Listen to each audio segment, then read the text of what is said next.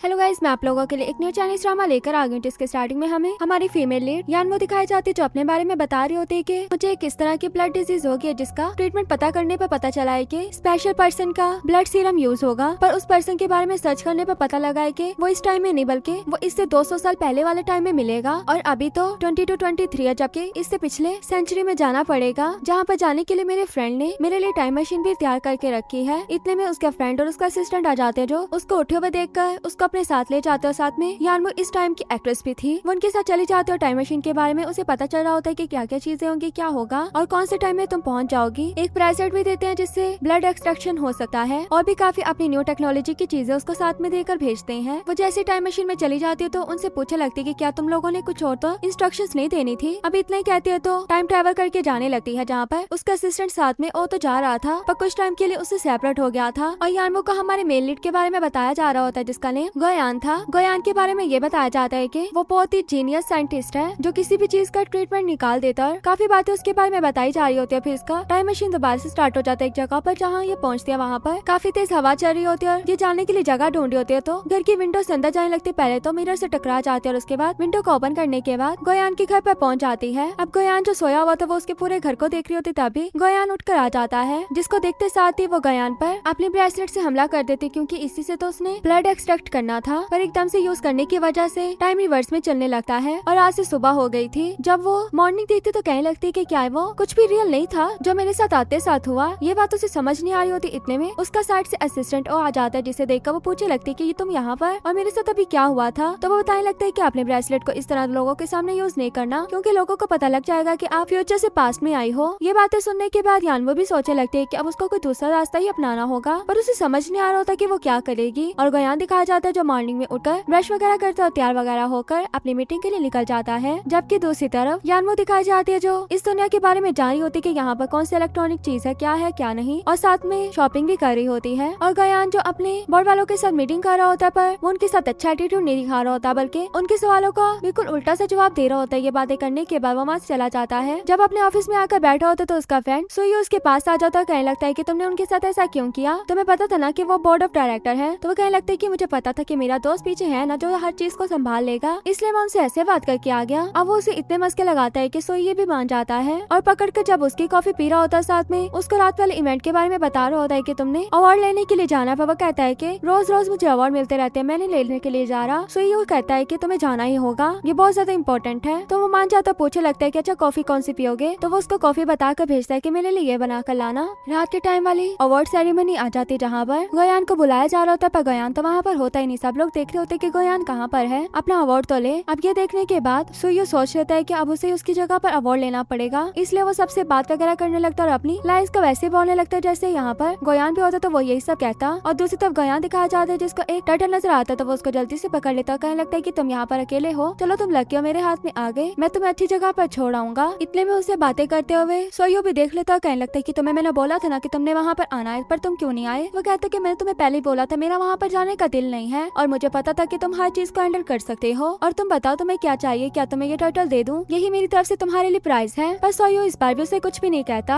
और यानमो दिखाई जाती है जो अपने असिस्टेंट के साथ बात कर रही होती है और उसको असिस्टेंट से पता लगता है कि गोयान इसी होटल में रह रहा है। ये बात पता लगते साथ ही वो उसे कहने लगती है कि उस रूम की कहाँ पर है। तो कहता है कि की मेरे पास कहाँ से आई, पर आपको उससे पहले ये बता दूं कि जो आपकी ब्रेसलेट है वही मास्टर की है, आप उससे भी किसी भी रूम को ओपन कर सकते हैं। तो ये बात सुनकर वो कहते कि बात तुमने ये पहले क्यों नहीं बताई। तो वो भी गोयान के रूम के बाहर पहुंचाते और अपनी ब्रेसलेट का यूज करके उसके रूम में चली जाती है। उसके रूम में पहुंचने के बाद वहाँ पर गोयान सोया हुआ था जिसे देखकर पहले तो उसके ऊपर से ब्लैंकेट को हटाती और फिर उसकी शर्ट को कट करने लगते क्योंकि ब्रेसलेट यूज करने के लिए ऊपर शर्ट ना हो। अब जैसे ही शर्ट को कट कर रही होते तो इतने में गोयान की आंख खुल जाती जिसे देखकर वो भी डर जाता और वो भी डर जाती है। यानमो से क्वेश्चनिंग वगैरह होने लगती है कि तुम यहाँ पर मेरे घर पर क्या कर रही हो। तो वो कहती है कि मैं तुम्हारी बहुत बड़ी फैन हूँ। तो वो कहता है कि अच्छा ऐसी बात है, चलो ठीक है, तो मुझे बताओ कि मैंने लास्ट वीक में जो मीटिंग की थी उसमें मैंने कौन से कलर का ड्रेस पहना था। वो कहने लगती कि आपने जो भी ड्रेस पहना था आप उसमें बहुत ही ज्यादा हैंडसम लग रहे थे। गोयान उसे बताने लगता है कि मैंने तो कोई मीटिंग ही नहीं की, इसका मतलब तुम मेरी फैन नहीं हो। तुम अभी मुझे सारा सच बताओ कि तुम यहाँ पर क्यों आई। वो उसे अपना सारा सच तो नहीं बताना चाहती थी, इसलिए कहने लगती कि लगता है मैं गलत रूम में आ गई हूँ। ये कहकर गोयान के रूम से जाने लगती तो गोयान भी उसे नहीं जाने दे रहा होता। दोनों एक दूसरे को धक्का दे रहे होते। इसी में गोयान भी अपने रूम से बाहर गिर जाता और वो भी उसके ऊपर गिरती और एक्सीडेंटली उसकी चेस्ट पर किस हो जाती है। इस बात के बाद तो यानमो वहाँ से भाग कर आते और उसे गुस्सा आ रहा होता है कि ये उसने क्या किया। वहाँ पर उसका असिस्टेंट असिस्टेंट ओ भी आ जाता है, जो पूछे लगता है कि आप अपने मिशन में पास हुई कि फेल। तो वो बताती है कि मैं बिल्कुल फेल हो गई और वहाँ से अपने लिप्स को साफ करते हुए चली जाती है। गोयान जो अपनी कंपनी में आता है, सभी लोग उसको देख रहे होते हैं क्योंकि सभी को उस लड़की के बारे में पता लग गया था, मतलब यानमू के बारे में पता लग गया था कि ये दोनों एक ही रूम में थे। इसी बारे में सब बात कर रहे होते हैं और जब अपने ऑफिस में पहुंच जाते तो वहाँ पर उसके पास सुई भी आ जाता है, जो उसी लड़की के बारे में पूछे लगता है कि वो कौन थी। वो कहता है कि ऐसा कुछ भी नहीं था, वो सब तो एक्सीडेंटली हुआ था और पता नहीं वो लड़की मेरे रूम में क्या कर रही थी, उसको क्या मतलब था मुझसे। पर सुई कह रहा होता है कि कोई ना कोई तो बात है जो तुम मुझसे छुपा रहे हो। तो वो कहता है कि मैंने तुमसे कोई बात क्यों छुपानी है, बल्कि मैंने तुमसे यह बात कहनी है कि उस लड़की को अब मेरी कंपनी में भी नहीं आने देना, ना ही कहीं और आने देना। सुई कहता है कि इस बात की तो फिक्र तुम ना ही करना। यानमू दिखाई जाती है जो उसकी कंपनी में आना चाहती थी, पर कभी भी उसको सिक्योरिटी वाला नहीं आने दे रहा होता। वो बार बार अपने होलिये को चेंज करके आती है, पर बार बार उसे निकाल दिया जाता है। अब इस चीज से तो वो तंग हो गई थी और सोची होती कि उसे क्या करना चाहिए, कुछ तो ऐसा करे जिसकी वजह से उसकी कंपनी उसको अंदर जाने दे। पहले तो वो उसके रूम तक चली गई थी, अब तो उसको देखने भी नहीं दे रहे ये लोग। इतने में असिस्टेंट हो आकर उसे बताने लगता है कि उसकी कंपनी में असिस्टेंट की जॉब है, क्योंकि गोयान जिसको भी असिस्टेंट रखता है उसको हर बार निकाल देता है अगले दिन ही, इसलिए अब उसको एक तीसरा असिस्टेंट चाहिए था। जो असिस्टेंट ओ यानमू को बनाना चाहता था। यानमू कहने लगते है कि मैं अपना स्टेटस क्यों चेंज करूं, मेरे पास तुम एक असिस्टेंट हो, पर मैं किसी की असिस्टेंट जाकर क्यों बनूं। पर वो उसे समझाने लगता है कि तुम्हें अपने ट्रीटमेंट के लिए ये सब तो करना होगा। और वैसे हमें गोयान दिखाया जाता है जिसके पास असिस्टेंट लोगों की फाइल आती है, पर सबसे पहला असिस्टेंट गोयान नहीं था बल्कि यानमू थी। अब यानमू का नेम जैसे ही पड़ता है तो सामने यानमू भी अपने असिस्टेंट के साथ आ गई थी, जो आकर कहने लगती है कि हाँ ये मैं ही हूँ। तो वो तो उसे कहने लगता है कि मैं तुम्हें कभी भी नहीं रखूंगा। तो वो उसे बताने लगते है कि जो तुम्हारा टेस्ट था उस टेस्ट को मैंने ही पास किया है, तो अब तो तुम्हें मुझे रखना ही होगा। पर वो कहने लगता है कि मैं कोई और रख लूंगा पर तुम्हें नहीं रखूंगा। पर इतने में बाहर से एक लड़की आकर बताती है कि असिस्टेंट लोगों के जितने भी टेस्ट हुए थे बस इसने पास किया, बाकी कोई भी हमारे पास नहीं है, इसलिए आपको इसको ही हायर करना होगा। ये बात सुनने के बाद थोड़े टाइम के लिए गोयान चुप हो जाता है, फिर हायर तो कर लेता है पर यानमू को हायर नहीं करता बल्कि उसके असिस्टेंट को हायर करता है। ये बात सुनकर वो तो कह देता है कि मैं तो आपकी जॉब नहीं करूंगा। तो कहता है कि अच्छा तुमने क्या जॉब करनी है। तो वो बताने लगता है कि क्लीनर की। ये बोलने को उसे यानमू ने ही कहा था और यानमू कहते है कि अब तुम्हारे पास एक ही ऑप्शन है और वो मैं हूँ, तो तुम्हें अब मुझे असिस्टेंट रखना ही होगा। पर वो तो सिक्योरिटी को बुलवाकर उन्हें बाहर निकलवा देता है। अब दोनों वहाँ से बाहर तो निकल आए थे और यानमू को इतना गुस्सा होता है कि ये लड़का कैसा है, कभी भी अपने आसपास नहीं भटकने दे रहा होता। तो अपने असिस्टेंट से कहते हैं कि तुम्हें जाकर क्लीनर की जॉब करनी होगी, क्योंकि अगर तुम वहाँ पर होते हो तो हर एक चीज की मुझे इन्फॉर्मेशन दोगे कि वो कहाँ पर जा रहा है कहाँ पर नहीं जा रहा, ताकि मैं वहाँ पर उसके पास पहुँच जाऊँ उसका मनाने के लिए। ये बात सुनकर वो मान जाता है। नेक्स्ट डे उसी कंपनी में काम करने के लिए पहुंचा होता, देख रहा होता है कि गोयान कब बाहर निकलेगा और गोयान जब बाहर आता है तो बताकर जाता है कि मैं लंच करने के लिए जा रहा हूँ। ये बात सुनकर वो जल्दी से यानमू को भी बता देता। यानमू भी उसी जगह पर पहुंच जाती जहाँ पर गोयान होता है। वो तो वहाँ पर बैठकर भी अपना काम कर रहा होता है। देखकर यानमू कहने लगती है कि इतना ज्यादा हार्ड वर्किंग है। पर गोयान तो वहाँ पर बैठकर एक आदमी को देखता है जो चुपके से लड़की की स्कर्ट के नीचे से मोबाइल करके उसकी पिक्स बना रहा होता है दूर से। ये चीज तो गोयान भी देख लेता है, इसलिए उस लड़के से बात करने के लिए जाता है कि तुम उसकी परमिशन के बगैर ये सब कुछ कैसे कर सकते हो, जबकि ये बात वो पास में बैठी लड़की को भी बता देता। अब ये देखकर वो पहले तो कैमरास को देखते और फिर उसे कहने लगते कि इसे कोई पकड़े, जबकि वो आदमी तो वहाँ से भागने लगता है। उसको इस तरह भागते देखकर यानमू भी उसके पीछे लग जाते और गोयान तो पहले से उसके पीछे लगा हुआ था, पर गोयान तो उसे नहीं पकड़ पाता। पर आगे से यानमू उसे जरूर पकड़ लेते और अच्छा खासा मारकर उसे गिरा कर बैठी होती है। आकर यानमू भी उसे पकड़ लेता और इतने में वहाँ पर पुलिस वाले भी आ गए थे जो उस आदमी को वहाँ से पकड़ कर ले जाते हैं। अब उनके जाने के बाद इन दोनों की थोड़ी अच्छी वाली दोस्ती होगी, क्योंकि एक दूसरे की इन लोगों ने हेल्प की थी। गोयान दिखाया जाता है जो एक्सरसाइज तो कर रहा होता है, पर अभी भी यानमू के बारे में सोचा होता है कि वो काफी अच्छी लड़की है, मेरी हेल्प भी की है और साथ ही साथ मेरी असिस्टेंट भी बनना चाहती है, तो क्यों ना मैं उसको असिस्टेंट रख लूं, या मुझे नहीं रखना चाहिए। अब इसी बात के बारे में सोचा होता है। तो दूसरी तरफ यानमू दिखाई जाती है जिसको कंपनी की तरफ से असिस्टेंट के लिए कॉल आती है। ये बात सुनने के बाद वो तो अपने रोबोट असिस्टेंट के साथ इतना खुश हो रही होते है कि मुझे फाइनली ऑफर हो गई। और नेक्स्ट डे वो कहाँ पर भी पहुंच जाते, उसको उसका टेबल दिखाया जाता है, पर वो देख रही होती है कि मैं काफी ही गोयान से दूर हूँ। तो वो कहने लगती है कि क्यों ना मेरे टेबल को गोयान के रूम में लगा दिया जाए, क्योंकि आखिर मैं उनकी असिस्टेंट हूँ। ये बात सुनने के बाद दोनों ही वहाँ चले जाते हैं कि ये लड़की तो बिल्कुल पागल हो गई है। तो अपने टेबल पे बैठकर वो बस गोयान को ही देख रही होती। गोयान भी उसको स्माइल करके आगे से देखने लगता है, फिर उठकर अपने ऑफिस के सभी कर्टन्स को आगे कर देता है ताकि यानमू उसे ना देख पाए। अब यानमू को तो इतना गुस्सा आ रहा होता है कि इसने ऐसा क्यों किया, पर फिर भी चुप करके बैठ जाती। पर इतने में गोयान उसे बुलाने के लिए आता कि अगर तुम्हें कोई काम नहीं है तो मेरे ऑफिस में आओ। ये बात सुनते वो खुश होकर उसके ऑफिस में जाते हैं, पर आगे तो उसे इतना ज्यादा काम मिल जाता है। पहले तो उसे पता नहीं होता कि कितना काम मिला। गोयान तो उसको ये भी ऑर्डर देकर जाता है कि मेरे ऑफिस को साफ करते हैं। तो वो कहते हैं कि वो तो ओ का काम नहीं है, पर वो कहता है कि नहीं ये तुम्हारा काम है, मैंने तुम्हें ऑर्डर दिया ना। ये कहकर वो वहाँ से चला जाता है। पर यानमू को तो इस बात का पता ही नहीं होता कि उसने कितना काम उसे दिया। वो जैसे फाइल ओपन करके देखता है तो उसकी आंखें खुली की खुली रह जाती कि इतना ज्यादा काम, जबकि गोयान जाते हुए ओ को मना कर देता है कि तुमने मेरे ऑफिस को साफ नहीं करना। वो भी कहता है कि चलो ठीक है। और उनके जाने के बाद और यानमू के साथ सारे छोटे छोटे काम कर रहा होता है, उसकी फाइल की रिसर्च वगैरह करके आता है। आकर ये सारी बात शामू को बता रहा होता है। अब शामू भी फाइल को देखने के बाद ऑफिस की क्लीनिंग करने का काम स्टार्ट कर देते हैं और सफाई वगैरह करके अपना फाइल का काम स्टार्ट करने से पहले इतनी ज्यादा फाइल्स लाकर अपने टेबल पर रखती है, जिसे देखकर तो सारे वर्कर शॉक हो जाते हैं कि ये क्या चल रहा है। पर वो तो बैठ कर काम कर रही होती है और टाइम गुजरता जाता है। फाइनली उसका काम कंप्लीट हो गया था और वो गोयान को जाकर अपना काम दिखाते। गोयान भी उसके काम को देखकर काफी ज्यादा हैरान होता है कि इतनी जल्दी इसने कैसे काम कर लिया, और फिर इसको ये भी पता है कि मैं किस तरह की कॉफी पीता हूँ, क्या ये मुझे पहले से तो नहीं जानती। अब इसी बात के बारे में सोचा होता तो यान में पूछे लगती है कि कॉफी कैसी बनाई, तो वो कहता है कि काफी अच्छी बनाई। ये बात सुनकर यामो कहते हैं कि इसका मतलब अब तो मेरे हाथों में हो। तो वो उसे वहाँ से बाई भेज देता और उसकी फाइल को ओपन करके देख रहा होता है। वहाँ पर उसे गलती नजर आती है तो वो फौरन से यामो के पास बाई जाता, कहने लगता है कि क्या ये फाइल तुम्हारी कंप्लीट है। तो वो कहती कि नहीं, ये दूसरी फाइल है जिसमें सारा काम है। ये बात सुनकर वो उस फाइल को सभी वर्कर्स के सामने देख रहा होता है, क्योंकि सभी वर्कर्स को ये लग रहा होता है कि इन दोनों का रिलेशन चल रहा है, क्योंकि ये वही लड़की जो होटल में गोयान के ऊपर थी। गोयान भी फाइल को अच्छे से देखने के बाद वो वहाँ से चला जाता और बाकी सबको कहता है कि क्या तुम लोगों को कोई और काम नहीं है। तो वो जल्दी से अपना काम करने लगते हैं। यानबू जो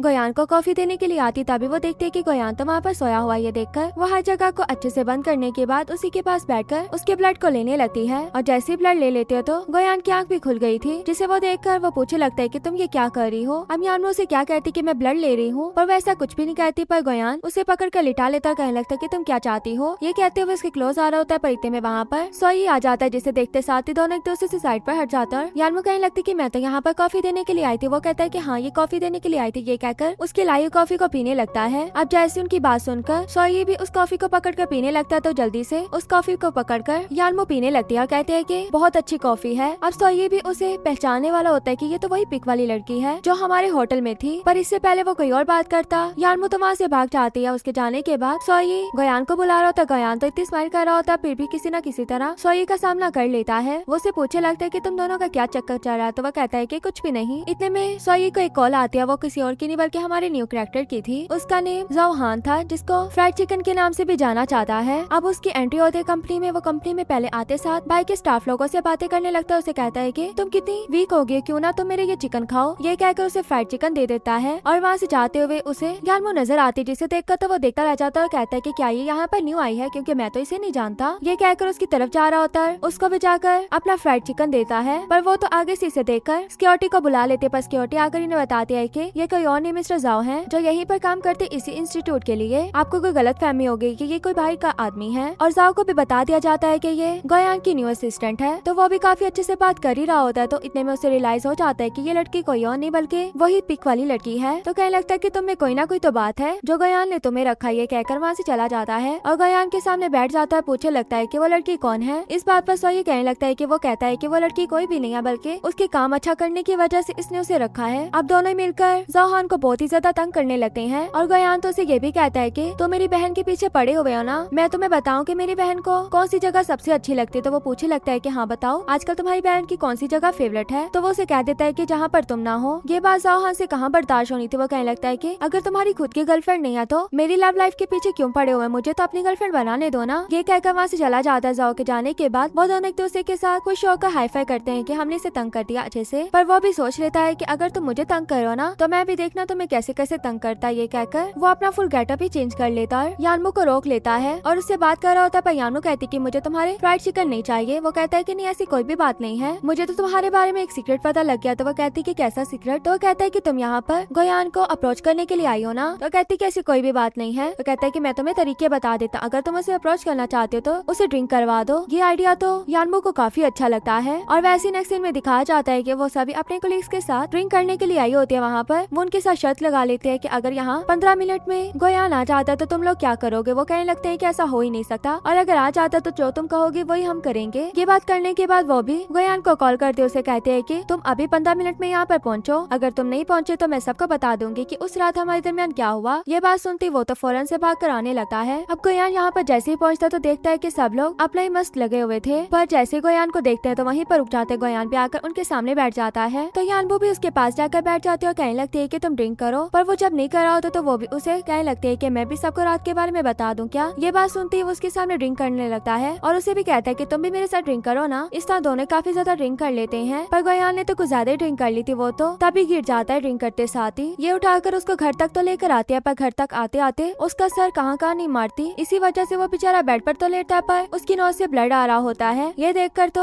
यानमो से सॉरी करने लगती है कि मुझे माफ कर दो, मैंने तुम्हारे साथ ऐसा किया, और फिर टिश्यू से उसको साफ भी करने लगती है। और मौका देखकर चौका मारते हुए वो अपनी ब्रेसलेट का यूज करते हुए ब्लड भी उसमें से ले लेती है और इतना खुश हो रही होती है कि फाइनली मुझे ब्लड मिल गया। अब ये तो चली जाती है, पर सुबह में पता लगता है कि गोयान के मुंह पर तो वो फुल ड्राइंग बना कर गई थी, यहाँ तक कि उसकी चेस्ट पर भी। वो तो बेचारा यानमो के ऊपर चीखने लगता है कि तुमने ये मेरे साथ क्या किया। और वापस अपने घर पर आने के बाद टेस्ट करके ब्लड का पता लगता है कि वो तो फेल हो गया, क्योंकि मशीन ने तो इस ब्लड को डिटेक्ट ही नहीं किया। ये बात सुनकर तो यानमो बहुत ही ज्यादा परेशान हो जाती कि ये क्या बात हुई। तो उसका रोबोट असिस्टेंट बताता है कि ब्लड में इमोशंस का होना जरूरी है, अगर इमोशंस नहीं है तो वो इस ब्लड को एक्सेप्ट नहीं करेगा। तो वो कहते हैं कि उस इंसान में कैसे इमोशन हो सकते हैं जो इतना ज्यादा कोल्ड है, कभी भी किसी से प्यार नहीं करता होगा। जबकि रोबोट कहने लगता है कि मुझे तो इमोशंस और प्यार के बारे में कुछ भी नहीं पता, आप क्या बताओगे कि प्यार क्या होता है। तो वो बताने लगते हैं कि प्यार वो होता है जिसके आसपास रहने का दिल करता है। अब ये बात सुनकर वो बताता है कि मुझे गोयान की मेमोरीज का पता है कि वो किस किस के साथ मिलता है और कौन कौन है। तो वहाँ पर उसकी मेमोरी में मुझे एक लड़की का भी पता है जिसको उसने एक दफा बचाया भी था। तो तुम अपनी ब्रेसलेट की हेल्प से उसकी मेमोरीज को देख सकती हो। ये बात सुनते ही वो जल्दी से उसकी मेमोरीज को देखने के लिए बैठ जाती है। वहाँ पर पता लगता है कि वो लड़की कोई और नहीं थी बल्कि सोंगरान थी, जिसके ऊपर एक बैनर गिरने वाला होता। तो वहाँ पर आकर गोयान ने उसे बचा लिया था। अब ये सब देखने के बाद वो सोचने लगते कि मुझे लगता है कि हमें उस लड़की के साथ गोयान को मिलाना चाहिए ताकि इसमें कुछ तो इमोशंस आए। और दूसरी तरफ हमें सोये दिखाया जाता है जिसने यानमो के बारे में एक एक डिटेल निकाली होती है, और वहाँ उसकी डिटेल से पता लगता है कि जहाँ जहाँ इसने काम किया वहाँ के एम्प्लॉयज भी इसको नहीं जानते, और जिस स्कूल से ये पढ़ी है वहाँ के इसके क्लास फेलोज भी इसे नहीं जानते। अब इस बात से तो सोये को शक होने लगता है कि क्या ये इस दुनिया से भी एग्जिस्ट करती है या नहीं। और यानमो दिखाए जाते जो गोयान के साथ होते, वहीं पर सोये भी आ जाता है जो इसे पास में देखकर इसकी सारी करतूतों के बारे में बताने लगता है कि इसको तो कोई भी दुनिया में नहीं जानता, तो तुम कौन हो। ये बात सुनते साथ ही वो तो बिल्कुल शौक हो जाती कि क्या मतलब, अब मैं इन्हें क्या बताऊं। सोये तो उसे वहाँ से बाहर भी नहीं जाने देता बल्कि फोर्स कर रहा होता है कि तुम कौन हो ये बता कर जाओ। तो वो भी उन्हें एक चीज पीकर बताने लगती है कि मैं कौन हूँ, मैं इस दुनिया से नहीं हूँ बल्कि दूसरी दुनिया से हूँ। ये कहकर वो जब गायब होने लगती है तो उसके साथ ये लोग भी गायब हो जाते हैं, और इसे पता लगता है कि उसने वही वाला पोर्शन पिया था जिसकी वजह से इसका टाइम पीछे की तरफ रिवर्स चल जाता है, और अब ये उस टाइम से पीछे आ गई थी जिसकी वजह से इसे पता था कि आगे क्या होने वाला है। और इसने तो अब सोये से छुपना है, तो वो अपने मिशन पर लग जाती है कि अब मुझे क्या करना है। एक जगह पर छुपकर जब खड़े होकर देख रहे होते तो पीछे से गोयान आ जाता, कहने लगता है कि नाइस व्यू। तो कहती कि तुम यहाँ पर कैसे। तो वो कहते कि तुम यहाँ पर क्या कर रही हो। तो कहती कि मैं तो प्लांट को देख रही थी। ये दोनों बातें कर ही रहे होते तो पीछे से सोये आने लगता है, तो वो गोयान का ध्यान दूसरी तरफ करवाने के बाद वहाँ से भाग जाती है। अब सोये इसके पास तो आता है और बताने लगता है कि मैंने टिकट्स ली हैं और मैंने तुमसे कोई और भी बात करनी थी, तो तुम्हारी असिस्टेंट कहाँ पर है। तो वो कहता है कि वो तो अभी यहाँ पर नहीं है। तो ये बात सुनकर वो उसको टिकट्स वगैरह देकर चला जाता है। यानमो का असिस्टेंट उसके पास आता है जो उसे देखकर पहचान लेता है। यानमो कहने लगती है कि तुमने मुझे कैसे पहचाना। तो वो कहता है कि तुम जिस भी हाल में हो ना, मैं तुम्हें पहचान ही लेता हूँ। और हमें सोंगरान दिखाई जाती है जो एक जगह पे बैठ कर अपना तैयार हो रही होती है इस जगह कंसर्ट पर आने के लिए, और दूसरी तरफ यानमो दिखाई जाती है जो उसी कंसर्ट वाली जगह पर आई होती है। वहाँ पर वेट कर रही होती है कि जैसे कंसर्ट स्टार्ट होगा तो काफी लोग यहाँ पर इकट्ठे हो जाएंगे, पर उससे पहले उसको ये बैड न्यूज मिल जाती है कि मौसम खराब होने की वजह से कंसर्ट को कैंसिल कर दिया गया है। वो तो वहाँ पर सेट खड़ी होती है, पर इतने में वहाँ पर गोयान भी आ जाता है और वहाँ बारिश भी स्टार्ट हो गई थी। यानमो तो वहाँ से जा ही नहीं रही होती, पर गोयान उसके ऊपर अम्ब्रेला लेकर उसके पास आ जाता है। उसे देखकर कहने लगती कि तुम यहाँ पर कैसे, क्या तुम्हारी प्रिंसेस तुम्हें रास्ते में मिली। तो वो कहने लगती कि मुझे किसने मिलना था, पर इतने में वो वाला बैनर टूटने वाला होता है जैसे उसने उसकी मेमोरीज में देखा था, और बिल्कुल पहले की तरह गोयान यानमो को बचा लेता है। यानमो बहुत ही ज्यादा बीमार हो जाती है और वो जैसी उठती है वैसे अपने बेड पर दोबारा से लेट जाती है, और हमें लोफिया दिखाया जाता है जो यानमो पर नजर रख कर बैठा था। वैसे उसके पास से यानमो का डाटा गायब हो जाता है, जिसे देखकर वो उसकी पुरानी वीडियोस को देख रहा होता है, टाइम ट्रैवल की हिस्ट्री के बारे में पढ़ रहा होता है, जिससे पता लगता है कि इसने तो पूरी हिस्ट्री को चेंज कर दिया। जो चीज वहाँ पर होनी थी वो तो हो नहीं पाई, इसी वजह से पूरी हिस्ट्री चेंज हो गई और यानमो की लाइफ में 6 मंथ का डिले भी आ गया है। ये सब देखने के बाद वो तो काफी परेशान हो जाता है, क्योंकि उसे पहले लग रहा होता है कि उसने उसी पोर्शन को यूज कर लिया, पर बाद में पता लगता है कि ऐसा कुछ भी नहीं हुआ, क्योंकि हर बार जब ये पोर्शन यूज करती तो इसकी लाइफ का यहाँ पर रहने का 1 मंथ कम हो जाता, और इसको टोटल 1 ईयर मिला था, जिसमें से 2 मंथ तो इसने ऐसे ही वेस्ट कर दिए 2 बार पोर्शन का यूज करके। तो इसीलिए वो सोच लेता है कि वो भी टाइम ट्रैवल करके यानमो के पास जाएगा, उसकी हेल्प करेगा, इस तरह वो उसे वहाँ पर मरने नहीं दे सकता। तो टाइम ट्रैवल करने का सोच ही लेता है, तो अपना मैप पर मार्क लगाने के बाद टाइम ट्रैवल कर लेता है। यानमो के पास भी आकर बैठ जाता है। यानमो तो उसे देखकर वैसे डर जाते है जब वो उठी है और पूछने लगती है कि तुम यहाँ पर कैसे। तो वो उसे आकर सारी बात बताने लगता है, कहने लगता है कि मैं तुम्हारी हेल्प करने के लिए आया हूँ कि तुमने किस तरह गोयान को अप्रोच करना है। तो वो कहने लगती है कि कुछ भी नहीं हो सकता, जब मैंने हिस्ट्री को चेंज कर दिया तो इसका मतलब मैं कुछ भी नहीं कर सकती हूँ। पर गोयान कहने लगता है कि नहीं, सोंगरान है ना उसका पहला प्यार, अब मैं सोंगरान को अप्रोच करूंगा। ये बात कहने के बाद वो सोंगरान के बारे में सर्च वगैरह करने लगता है, और उसकी सर्च से पता लगता है कि वो अक्सर कॉफी शॉप में आया करती है, और आज भी उसने जाना तो वो भी कॉफी शॉप के लिए निकल जाता है। दूसरी तरफ सोंगरान अपना कार से उतरकर कॉफी शॉप में तो जाते पर अंदर जाने पर वो सभी से सॉरी करने लगते है कि मैं थोड़ा लेट हो गई। ये सब खड़े होकर लोफियान भी देख रहा होता है। उसे हर एक बात का पता लग जाता है कि ये सब एक ड्रामे कर रही है। उसका तो ये फेक स्टाइल है, पहले लेट खुद आना और फिर लोगों के अटेंशन को लेना और आकर लड़कों के दरमियान में जगह को पूछ के बैठती ताकि वो इसे अच्छे से जगह दे। अब इन ट्रिक का पता लगते साथ ही लोफियान भी बिल्कुल सेम ऐसे ही करता। वो अंदर आते साथ सब लोगों से सॉरी करने लगता, फिर जगह के बारे में भी पूछता, फिर बाकी लोगों को बताने लगता है कि मैं यहाँ पर न्यू टी स्पेशलिस्ट हूँ। सोंगरान उसकी सभी हरकतों को देख रहे होते हैं, कहने लगते है कि ये हर एक चीज मेरी क्यों अपना रहा है, कितना पोलाइट बिहेव करके सबसे बात कर और हर बात पर सॉरी सॉरी करने लगा हुआ है। ये तो सब मेरे तरीके पर कि मेरी वाली हरकतें क्यों कर रहा है। जो टी लोफियान पीने लगता उसी टी को पकड़कर वो पीने लगती है और पूछने लगती कि ये कौन सी टी है। ये बात पूछती है तो दोनों एक दूसरे को काफी ज्यादा गुस्से से देखने लगते हैं। अब सभी लड़कियां जा तो रही होती है पर जाते जाते लोफियान को बहुत ही ज्यादा क्यूट कह रही होती, इसीलिए उसको वीचैट में ऐड करने का बोलते, वो भी अपनी वीचैट उन लोगों को दे देता है। सोंगरान भी वहीं पर खड़ी हुई थी और वो 1 2 3 कर रही होती कि देखना अभी ये यहाँ पर आएगा। सच में ऐसा ही होता है। लोफियान उसके पास आ जाता है। सोंगरान उससे कहने लगते है कि तुम्हें मेरी वीचैट चाहिए ना और तुम्हें मुझसे कोई काम होगा। तो वो कहने लगता है कि तुम्हारी 50% बात ठीक है, मुझे तुम्हें अप्रोच करना था क्योंकि मुझे तुम्हें तुम्हारी डेस्टिनी बतानी है जो तुम्हारी हाफ रह गई है। उससे तो इसकी कोई भी बात समझ में नहीं आती। जबकि हमें दूसरी तरफ गयान दिखाया जाता है जो अपनी मीटिंग में होता है। वहीं पर उसकी मीटिंग में यानमो भी बैठी होती है, वो इसकी सारी बातें सुन रही होती है और बाकी जो बोर्ड ऑफ डायरेक्टर्स भी बैठे होते हैं उनकी भी बातें सुन रही होती है। वो लोग तो गयान को गलत साबित करने पर लगे होते हैं, पूछ होते हैं कि थर्ड फेज कब स्टार्ट होगा। गयान का इस बात के बारे में कोई भी आंस नहीं होता, वो तो और बातें कर रहा होता है। ये देखकर तो वो आदमी गयान पर गुस्सा करने लगता है और ये बात तो यानमो से बिल्कुल भी बर्दाश्त नहीं थी। वो भी उन्हें अच्छे से आंस देने के बाद कहने लगते है कि गयान आपको और भी काम होंगे ना तो हम यहाँ से चलते हैं, आप इस तरह इन लोगों की क्वेश्चनिंग के लिए यहाँ पर फ्री नहीं है। ये कहकर अपने साथ गयान को भी ले जाते। गयान भी काफी खुश होता है। जबकि उसके जाने के बाद वहाँ से सोये भी चला जाता है। अब ये दोनों लिफ्ट का वेट कर रहे होते हैं, वहीं पर सोये भी आ जाता है। बताने लगता है कि उन लोगों से मैंने बात कर ली और तुम्हारे लिए और टाइम मांग लिया है। गयान कहने लगता है कि थैंक्स, आपने मेरी इतनी हेल्प की। और फिर वो यानमो पर आ जाता है। यानमो ने उसकी क्वेश्चनिंग की पहले से तैयारी कर रखी थी क्योंकि उसे पता था कि किसी न किसी टाइम पर उसने ये क्वेश्चन उससे करना है जब भी उससे मैं नजर आऊंगी। उससे पूछने लगता है कि तुम्हारे बारे में किसी को भी कुछ भी पता क्यों नहीं है कि तुम उनकी क्लास में भी पढ़ती थी। तो वो कहने लगती कि मुझे क्या पता लोगों को मैं याद क्यों नहीं हूँ। तो वो उससे एक लड़के के बारे में पूछने लगता है कि वो क्या तुम्हारा क्लास फेलो था। तो वो भी हर चीज को अच्छे से याद करके आई थी। वो कहने लगती कि नहीं, वो मेरा क्लास फेलो नहीं था बल्कि मेरा सीनियर था। सोई को थोड़ा थोड़ा तो उस पर यकीन आ रहा था बट फिर भी उससे पूछने लगता है कि तुम्हारे नेबर को भी तुम याद क्यों नहीं हो। तो वो बताने लगती है कि मैं पहले अब्रॉड में हुआ करती थी और उसके बाद कॉलेज के टाइम पर मैं वापस आई हूँ, मुझे क्या पता नेबर्स को मैं याद भी हूँ या नहीं। तो वो उसे वीडियो दिखाने लगता है कि तुम गयान के रूम में कैसे गई और तुम्हें पासवर्ड कैसे पता। तो वो कहने लगती कि तुम्हें ये वीडियो कहाँ से मिली और फिर बताने लगती कि मैं असल में ना गयान की बहुत बड़ी फैन हूँ, तो मैं इनके पास जाना चाहती थी इसलिए मैंने होटल वालों से किसी न किसी तरह इनका पासवर्ड पता लगवा लिया और इनके रूम में भी चले गई। ये बातें कहते हुए बहुत ही ज्यादा गयान के साथ चिपक रही होती। गयान को भी इतना बुरा नहीं लग रहा होता। सोये देखने लगता है कि गयान तुम्हें क्या हो गया, ये लड़की तुम्हारे साथ क्या कर रही है। जबकि गयान सोये को दिखाने के लिए उसको साइड पे करवा देता है कि लोगों के सामने तो अच्छा बिहेव किया करो, अगर तुम मेरी फैन हो तो ठीक है। वो तो दिल में सोच होती कि पता नहीं मैंने किस लड़की की तारीफें कर दी हैं, पर ये मेरी मजबूरी थी, मुझे करना पड़ा, वरना मैं तुम्हारी तारीफ तो कभी भी ना करूं। अब इस बात के बाद दोनों वहाँ से चले जाते हैं। सोये बस देखते का देखता रह जाता है। उसे सोच लिया था कि ये लड़की जितनी सीधी लग रही है इतनी सीधी है नहीं, पर पता लगता है कि शामू तो अपने रोबोट से हर एक इन्फॉर्मेशन लेकर आई थी। उसने ही सबके बारे में बताया था और ये भी बताया था कि तुम्हारे कॉलेज में कौन से स्टूडेंट तुम्हारे पास है कौन नहीं। इस तरह की हर एक छोटी छोटी इन्फॉर्मेशन दी थी। शामू है तो एक एक्ट्रेस थी ना, उसने स्क्रिप्ट को अच्छे से पढ़ लिया और उसकी एक्टिंग भी अच्छे से कर ली, जिससे गयान को तो बिल्कुल भी शक नहीं हुआ। लोफियान दिखाया जाता जो फिर से सोंगरान का पीछा करने के लिए पहुंच जाता है। वो देखता है कि सोंगयान किसी लड़के के साथ डेट पर आई हुई है। वहाँ पर वो लड़की के पास जाकर बैठती है तो वही सेम बात करती है कि मैं लेट होगी, सॉरी, और अभी उसका ये फेक बहाना था। ये तो बात लोफियान को पता थी, इसीलिए वो उसके लिए एक और लड़का वहाँ पर भिजवा देता है। जबकि सोंगयान तो उसे देखकर शौक हो जाते और पूछने लगते कि तुम यहाँ पर कैसे। तो वो बताने लगता कि तुमने मुझे कॉन्सर्ट के बारे में बात करने के लिए इन्वाइट किया था। तो फिर वो उसके साथ एक टेबल पर बैठ जाते एक दूसरे लड़के से दूर। अब उसके साथ बैठकर खाना खाने के बाद जैसे उठकर उसके पास से दूसरे लड़के के पास जा रही होती तभी एक और लड़का उसे मिल जाता है, जिससे पता लगता है कि वो भी सेम इनविटेशन पर आया है। अब ये तीसरे वाले के साथ भी बैठकर खाने लगती है। वहाँ से वॉशरूम का बहाना करके जब जाती है तो दूसरे वाले के पास जाती है और फिर तीसरे वाले के पास। इसी तरह इसका लूप चलता रहता है। हर जगह पर खा खा कर इसका तो पेट दर्द होने लगा था। पर लास्ट में जब ये उठकर दोबारा से वॉशरूम जाती है तो वापसी पर उसे पता लगता है कि ये तीनों लड़के एक साथ ही बिल पे करवा रहे हैं। ये देखकर तो उसे समझ नहीं आ रहा होता कि वो क्या करेगी, क्योंकि तीनों आपस में एक दूसरे को जानते थे और वो लोग सोंगरान को देखकर कहते हैं कि ये तो मेरी गर्लफ्रेंड है, दूसरा कहता है ये मेरी गर्लफ्रेंड है, तीसरा कहता है ये मेरी है। पर असल में तो सोंगरान किसी की भी नहीं थी, वो तो सबके साथ ऐसी डेट पर आई थी। अब यहाँ से तो बेचारी एम्बैरस हो ही गई थी, तो वो भी लोफियान के पास आ जाते और उसे पता था कि लोफियान ने उसके साथ ऐसा किया है। तो वो उसे पूछने लगते है कि तुम इतने लड़कों को एक ही टाइम पर कैसे डेट कर सकती हो। तो वो अभी भी बातें जो कह रही होती है वो सब झूठ होती है। ये बात लोफियान को भी पता होती है। तो फिर वो